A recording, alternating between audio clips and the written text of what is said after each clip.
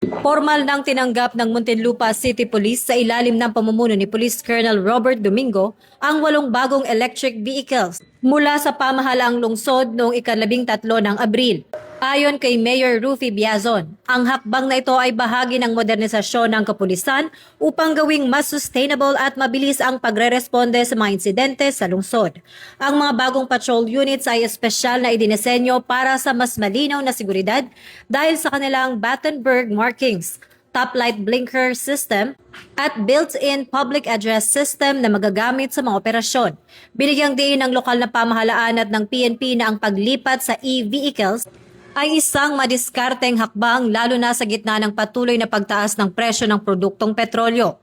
Upang matiyak na walang hinto ang pagpapatrolya ng mga pulis, nagtayo rin sila ng charging station sa loob mismo ng Muntinlupa Police Headquarters.